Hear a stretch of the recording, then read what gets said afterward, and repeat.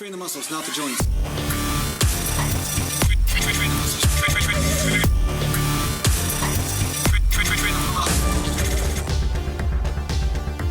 Welcome back to Natural Balance Bodybuilding. Motion. And today I'm going to talk to you a little bit about the importance of experimenting with your exercises. And the reason why is because I practice what I preach, right? Sometimes I discover weird benefits just from doing different variations of exercises, or even exercises that I've never done before, which is funny enough, right? So for instance, I was just experimenting the other day with incline curls, and I wasn't really doing it on purpose. I was just in between sets and I was just playing around with a couple sets of dumbbell curls as I was sitting on the pad on the incline bench. I wasn't actually sitting on the seat, but up on the pad a bit. And then I discovered, hey, this actually feels pretty good. You know, I'm not getting any clunking in the shoulders or anything. It actually feels really good, right? And this might apply to some of you guys who maybe do incline curls, but find that it's too hard on the front delts. Maybe you're getting a little bit of grinding in the shoulder or whatever. So this might be the perfect exercise for you to experiment with for the bicep curl.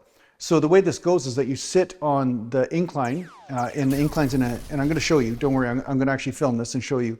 But you're basically on a really steep incline and you're sitting on it and you're kind of leaning back a little bit. So there's a bit of an incline going on, but not that much, but just enough that it makes a difference. And at the same time, when you're doing a standing dumbbell curl, sometimes the dumbbells hit the sides of the legs. So you naturally have to flex the delts a little bit to bring the dumbbells outwards, right? And that makes a difference. I mean, it might seem like it makes such a small difference, but it makes a difference in the muscle activation of the bicep. So the neat part is that when you're on an incline a bit and you're leaning back a bit, the dumbbells aren't hitting your legs anymore, or they're not even touching them, and you get a tiny bit of an extra stretch in the bicep, and it's awesome. Like, I really enjoy it. So I'll show you right now. All right, I'll show you right now. But before, actually, you know what? Before I show you, I'm just going to talk about the importance of experimentation, because sometimes you'll find these weird little idiosyncrasies about your own body which reveal a perfect way for you to get results. Like it might not necessarily work the exact same for somebody else, but for you, you might be struggling with activating a certain area, and then you just find that sweet spot, right? And that's really important.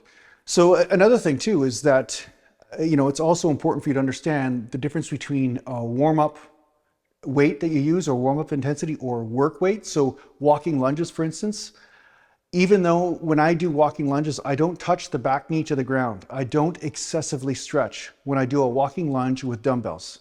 And there's a reason for that. The groin is a very sensitive area. You can pull something, get a hernia, you know, lots of weird things can happen, especially when you're doing walking lunges in a bumpy yard like I am. But during the warm-ups and the warm downs, I will do full range of motion and rest that back leg down on the ground, because the purpose of that exercise at that point is to stretch everything out. And because I'm using less of a load, I can take that extra risk, right? I can stretch out a little bit safely without injuring myself, and therefore gaining in flexibility and gaining the benefit of those different ranges of motion.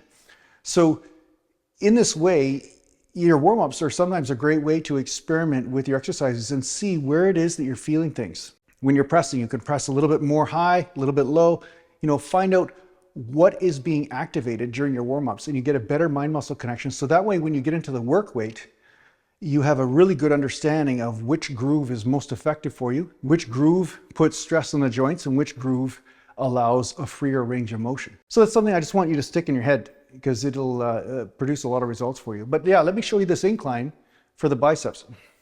So basically what I do is I just stand on the ground like so, and you see the dumbbells are hanging to the sides here. And then I just lean back just a little bit and bicep curl.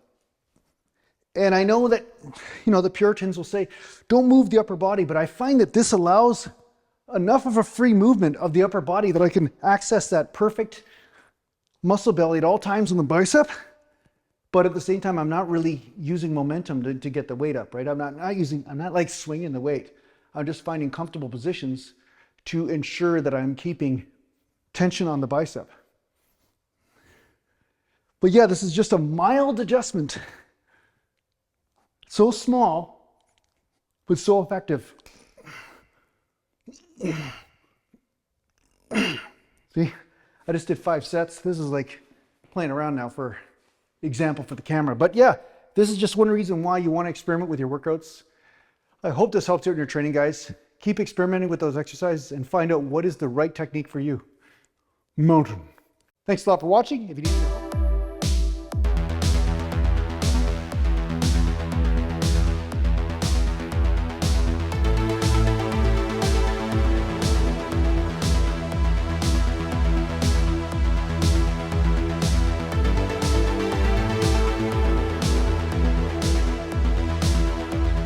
Need to get a hold of me, just go to naturalgalantbodybuilding.com, and thanks to the page supporters, and take care for now.